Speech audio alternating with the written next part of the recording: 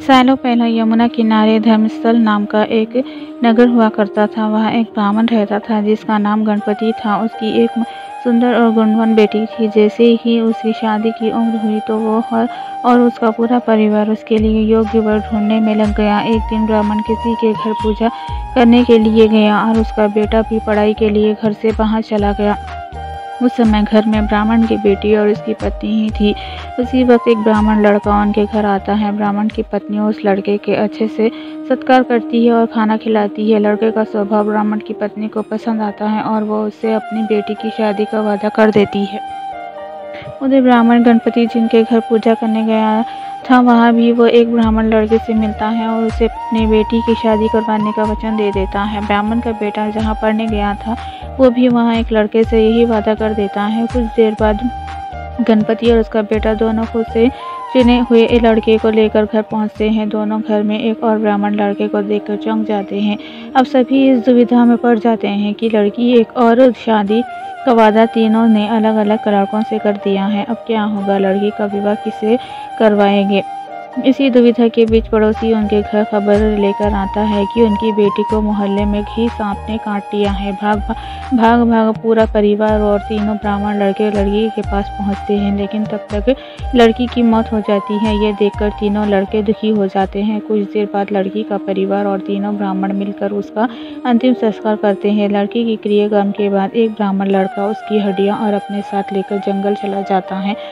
दूसरा उसकी राख को इकट्ठा करके पोटली में बांधकर उसी शमशान घाट में झोपड़ी बनाकर रहने लगता है। तीसरा शमशान घाट से निकलकर लड़की के गम में देश देश योगी बनकर घूमने लगता है। ऐसा होते होते कई साल गुजर गए। एक दिन अचानक योगी बनकर घूम रहा ब्राह्मण किसी तांत्रिक के घर पहुंच गया। ब्राह्मण को घर में देखकर तांत्रिक खुश हुआ और उसका सत्कार किया। तांत्रिक ने योगी से कुछ दिन अपने घर में ही रहने के लिए कहा। तांत्रिक की जिद देखकर योगी उनके घर में ही रुक गया। एक दिन तांत्रिक अपनी विद्या में बहुत लीन था और उसकी पत्नी सबके लिए खाना बना रही थी। उसी वक्त उसका बेटा रोने लगा और अपनी माँ को परेशान करने लगा। तांत्रिक की पत्नी से उसे बहुत संभालने की कोशिश की, लेकिन वो नहीं माना।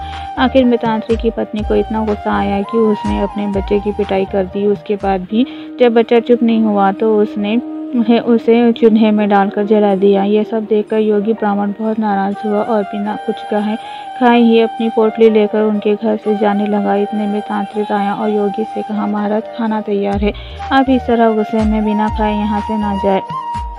उससे से योगी ने कहा, मैं इस घर में एक मिनट भी नहीं रहना चाहता। यहाँ ऐसी राक्षसी रहती है, वहाँ मैं कैसे कुछ खा सकता हूँ। इतना सुनते ही तांत्रिक झट से चूल्हे के पास जाता है और एक किताब से एक मंत्र पढ़कर अपने बेटे को जिंदा कर देता है। ये सब देखकर योगी हैरान रह जाता है। उसने सोचा कि अगर ये किताब मेरे हाथ लग जाए तो मैं अपनी पत्नी को भी जीवित कर सकता हूँ। योगी ये सोच ही रहा होता है कि उधर तांत्रिक बेटे को जीवित करने के बाद फिर से योगी से खाना खाने का आग्रह करता है। योगी खाना खाता है और वे वहीं रुक जाता है। अब योगी के दिमाग में बस यही चल रहा था कि बस वो किसी तरह से उस किताब को हासिल कर ले। सोचते सोचते रात हो जाती है। सब खाना खाकर सो जाते हैं। आधी रात को योगी उस मंत्र वाली किताब को लेकर तांत्रिक से घर से सीधे उस शमशान घाट पहुंचता है जहां ब्राह्मण की लड़की का अंतिम संस्कार किया गया था। वह सबसे पहले झोपड़ी बनाकर उसी जगह रह रहे ब्राह्मण को बुलाता है और उसे सारी कहानी सुनाता है। इसके बाद दोनों मिलकर फकीर बने ब्राह्मण को ढूंढते हैं। फकीर ब्राह्मण के मिलते ही योगी ब्राह्मण दोनों से कहते हैं कि लड़की की हड्डी और राख लेकर आओ, मैं उसे जिंदा करूंगा। दोनों ऐसे ही करते हैं। राख और हड्डी इकट्ठा करने के बाद लड़की को जलाई हुई जगह में योगी ब्राह्मण मंत्र पढ़ता है और लड़की जिंदा हो जाती है। ये देख तीनों ब्राह्मण खुश हो जाते हैं। इतनी कहानी सुनाकर बेताल चुप हो जाता है। कुछ देर बाद वे राजा विक्रम से पूछता है, बताओ वे लड़की किसकी पत्नी हुई। विक्रमादित्य बेताल के दोबारा उड़ने के डर से जवाब नहीं देता।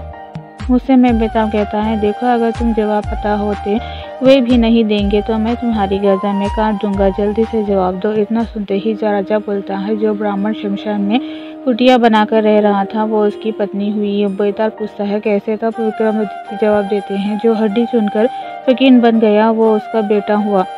जिसने तांत्रिक विद्या से उसे जीवित किया वो उसके पति पिता समान हुआ, और जो उसकी राख के साथ जीवन जी रहा था वो ही उसका पति हुआ। जवाब सुनते ही बेताल ने कहा, राजन तुमने बिल्कुल सही उत्तर दिया है, लेकिन शर्त के मुताबिक तुम्हें मुंह नहीं खोलना था, इसलिए मैं तुम्हारा दोबारा उड़ रहा हूँ। इतना कहकर बेताल दोबारा घने जंगल के किसी पेड़ पर जाकर लटक जाता है और राजा विक्रम उसे पकड़ने के लिए उसके पीछे भागते लगते हैं। चतुराई और बुद्धि से बड़ी समस्या को हल किया जा सकता है।